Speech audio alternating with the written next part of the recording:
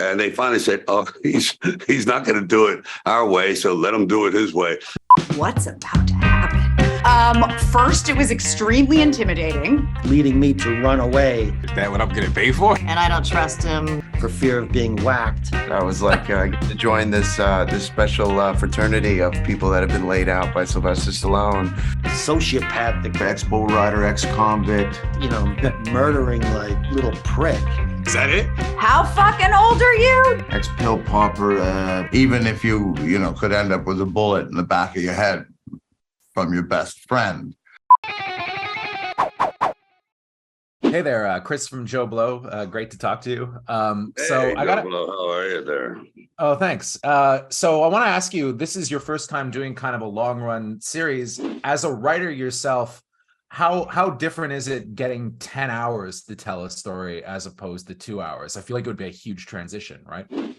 Yeah, it's a lot because I had to learn about 410 pages of dialogue, but yeah, a lot because I'm almost at every scene. But hopefully, eventually, it'll start to have all these little tributaries where it'll lead to other characters, and you start to get into their lives. But what I found working with these fellas is that they understand that I'm also a writer. So when certain scenes just didn't fit what I was explaining, just to the previous reporter, that I have to use my sense of humor. So it's almost a Rocky-esque kind of thing where he's ad-libbing and throwing things in there. And they finally said, "Oh, he's not going to do it our way, so let him do it his way." So it all decided. I convey what they're trying to say, but I try to put it in my words. Not exactly the welcome I was expecting. Name's Tyson. Welcome to Tulsa. $2,000 a week. You drive for me now. Hey there, Andrea. Loved you on the show. I just wanted to ask you, so what's it like working with a guy like Stallone and having to play kind of his antagonist in a lot of ways? Because you guys have to push and pull in your relationship. I thought that was kind of fascinating. First, it was extremely intimidating. And I'm not someone who gets intimidated easily, but that first day when I was about to meet him, we'd never met before until our first scene. And I was like, what's about to happen? And we went in and we were talking through the scene, and he sort of did this thing where he like moved his hands in a weird way. And I kind of imitated, I improv'd and kind of was like, "Oh, are you this guy?" And he thought that was funny. And so we were kind of off to the races. And I always kind of gave him a little shit. I would like to, and I don't think a lot of people do that. And so we had a good rapport. What crew runs this neighborhood? No crew up in here. We're in the middle of nowhere. What'll it be? I assume you don't have Chianti. You assume correctly. Awesome. All right. I guess my first question's for Garrett. I like your character, and I like kind of the acknowledgement of the opioid epidemic through him. And I find that, as light of a show as Tulsa King is, I find that he kind of brings the show back down to reality at times. And I like the evolving relationship that he's going to have with Stallone. But I was just wondering if you could give us a preview a bit of your character's arc going forward, because I feel like there's for sure going to be some conflict there, even though right now it seems the two of them are on kind of the same page. I can't really say too much. This is my first experience with having to do that. It's my first series, so this kind of keeping tight lip about certain things is new terrain. Usually when we get on these junkets, you've seen sort of the beginning, the high and the peaks and the downward spiral and the redemption story and everything all kind of, and we're talking about all that. Can't say much. My character's got a lot that he's been through. Ex-bull rider, ex-convict, ex-pill popper, bar owner trying to steer right and everything. So it gives a wonderful platform to where we get to go from here and all these different facets to play with in the character. Could be more excited about that. Got the best showrunners, writers, creators, Sheridan, Terence Winters. These guys steering the ship. It's a dream team. I wouldn't have pegged you as the Boy Scout. Why not? This wasn't necessary. There's also that amazing scene where after you and Dwight kind of hook up and he gives his age to you and you kind of freak out. Well, I was there. It's a lot of credit due to Sly for willing to go there, and I was just wondering what was the circumstance like surrounding that, because I feel like that must have been a tense moment, right? I'll be honest.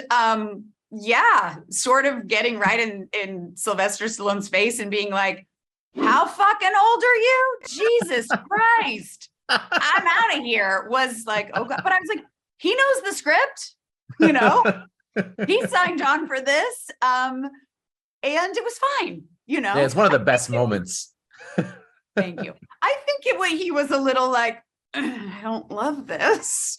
He was like, Jesus, that's harsh. I was like, I mean, you are my father's age, so yeah. No, it was funny. We kind of, made light of it a little bit. What is that place? It's a dispensary. Oh my God, is he dead? No, he's taking a break.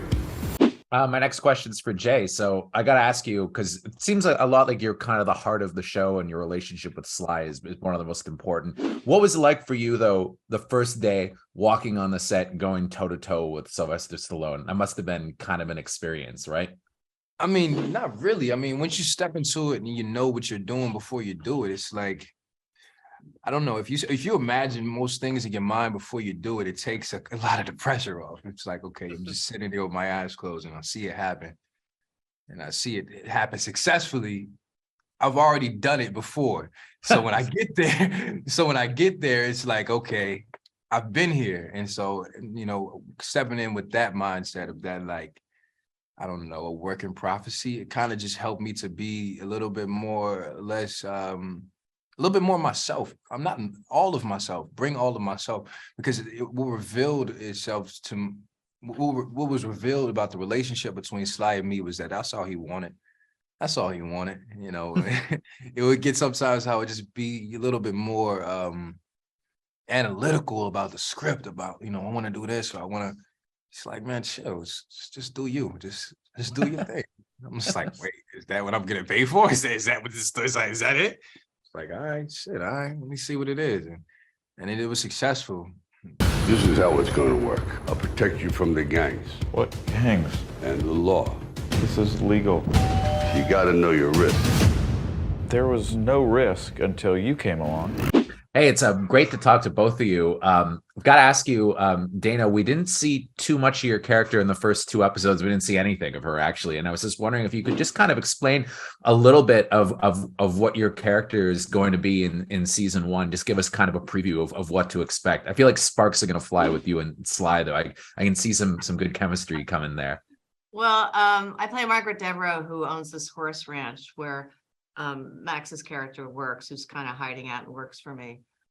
It's funny you say that, because when Sly and I had our first scene together, he said, a blind man could see the chemistry here. So I thought, okay, we're off. So yeah, he comes to the ranch looking for Max and Armin, and I don't trust him. He says he's a private investigator. He's wearing alligator shoes. Yeah, right. I know something's fishy going on. Ever heard of Black McAdam? It's a motorcycle gang. You're overplaying your hand. When I play my hand, you won't see it coming. Chris, Awesome, yeah. Look at this. Okay, so I gotta ask, when you get the chance to build a character over a 10 episode arc and potentially more seasons, do you find that when you get access to the script, do you find that you're kind of planting seeds for what's to come, or is it more that you don't necessarily know what's coming either? Had no clue. I will say, especially this, like, I knew what the first 2 episodes were going in, and then did not know where it was going. And I'm not sure that Terry and everyone knew exactly where, like, we were bobbing and weaving through the whole season. So I had no clue, which is nerve-wracking in a weird way. And coming from comedy, you kind of know when something's working, at least on its most base level. You're like, either this is funny or it's not. Drama, you're kind of, here we go, no reaction, don't really know how it's all tying together. So you have to really put your faith in a lot of people in a way that in comedy you don't have to do. And I found that very vulnerable and a little scary. Any flammable liquids or firearms? In the box? Nah. Sure. My question's for Max. Yeah, so I was really happy to hear that you were cast in this because I love you and all your stuff that you've done, and you've been so great in the gangster genre in the past. But how different was it for you getting to play this kind of role in Tulsa, in Oklahoma? Not at all the place that you would imagine we would set like a mob-centered story, right? What was that like for you? The beauty of it is that Armand is not a tough guy. He's was born into a mob family. His father, his uncles, everybody he grew up with, all of his friends growing up with, Chicky, Dominic Lombardozzi's character, they are all, it was all he knew. He grew up in that, but didn't have the stomach to be a killer or to, be violent in any way. But he's very good with numbers and gambling and being a bookie. So they put him in charge of the sports book. And then because he makes a bonehead error in taking a bet, which costs the family, because he writes it wrong, tens of thousands of dollars, results in Stallone having to murder somebody and having to go to prison for 25 years and leading me to run away for fear of being whacked. So Armin is not a tough guy. He just happened to be born into that world and was sort of like this low respect, weaselly guy that nobody really thought had the balls to be do anything. And then he can't even do that job right, and so now I've run off to Tulsa, and I'm married now and with children. My wife has no idea of my past, and I'm just living this sort of lie, this shadow life, looking over my shoulder until one day I see Stallone's character Dwight show up in Tulsa. My whole fake world caves in on itself. So that was the beauty of it. Like on Sopranos, I played this sociopathic, murdering little prick. And on Boardwalk Empire, I played, like a Philadelphia mob boss. Totally different than what I got to do here. Nice. Plus, I got to wear a cowboy hat and cowboy boots because I've never done before. Thank you. This situation is not going to be controllable for much longer. You got a pretty good appetite for someone who was just shot at. If I stopped eating every time somebody tried to hurt me, I'd be a skeleton. Yeah. So I wanted to ask Vincent actually. So what's it like first scene in the show, setting the tone, getting punched out by Sylvester Stallone? That must have been quite the experience, right? It really starts the show off with a bang. It was for me. It was one of the reasons why I leaped at it. I was like, I get to join this special fraternity of people that have been laid out by Sylvester Stallone, and then of course, kind of having the nice twist at the open where the power dynamic shifts so suddenly and violently, and it really reminds you who this man was in a simple physical horrible statement. Lets you know what this man is capable of. So it was a blast. I want to be upfront with you. It could get ugly. This man were in the mafia. Nah, there's no such a thing. Yeah, I gotta say for AC, I'm a Canadian, so I've grown up watching you in various things my entire life, and you're a legend. So it's awesome to talk to you. But I want to ask you a question about mob movies and gangster TV shows. Why do you think that we all kind of have this fascination for the mob life, at least in terms of fictional stuff? Because I do always find it extra compelling. And I was just wondering, as somebody who's shown up in various mob shows and movies over the years, what's your take on that? Why do you think people are so fascinated by it? You're not a victim of society so much. You're in your own society. You make up your own rules. You're not working 9 to 5. You have your own business, and it's outside of the law. So there's an attraction to that. There's a romance to that. There's an empowerment to that. Even if you could end up with a bullet in the back of your head from your best friend, there's something, I think, liberating and romantic about it, as nasty as it might get. Thank you.